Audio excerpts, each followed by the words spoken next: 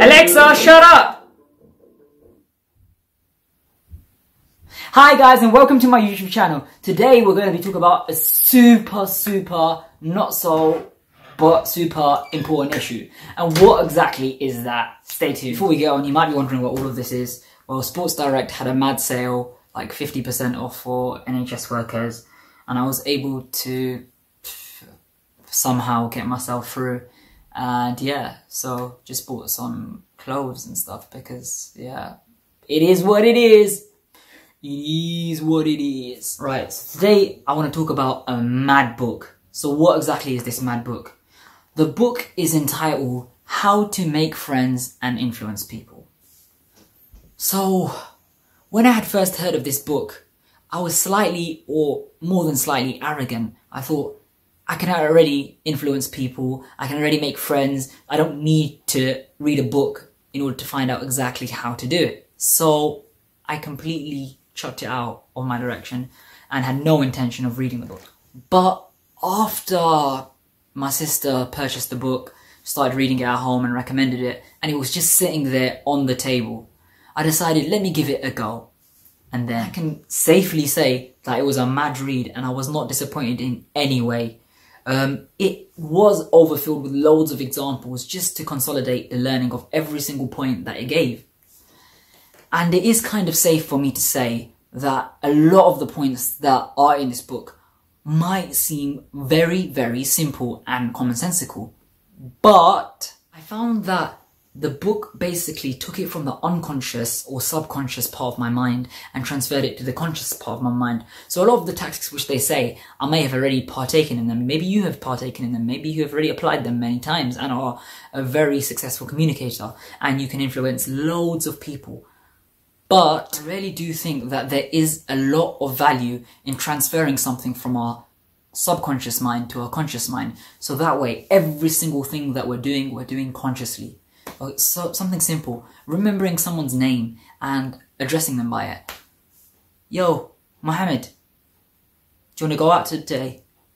Yeah, sure, bro. Yo, bro, you want to go out today? Nah, mate, I'm not feeling it, man. Chill yourself. Of course, that's a caricature of an example. It's an exaggeration. However, it does work similar to that on a much more subtle level. And there are so many other tips which it does say in the book. So yeah, like, if you want to basically make the transition from a good communicator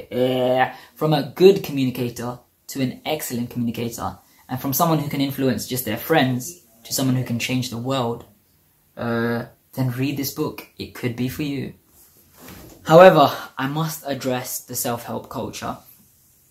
A lot of the time, we find that many friends, many colleagues, many people are engrossed with looking at the next self-help book. They've read this self-help book, then they read the next one, then they're reading the next one, then the next one, then the next one. And they've read so many books, but how has it actually changed their life? Because it's just like they're reading something, but they're not actually applying it. So they're learning all the theory, all good and well, but theory without application is like Romeo without Juliet. It's like Che without Monte Cristo. It's like Fidel without Cohiba. It is just so dissonant. So dissonant. What the fudge does dissonant even mean? But yeah, it's just ironic, really. If you're going to learn something, think about the purpose of you learning something. So I'm not going to say, yeah, go read this book. It's good for you.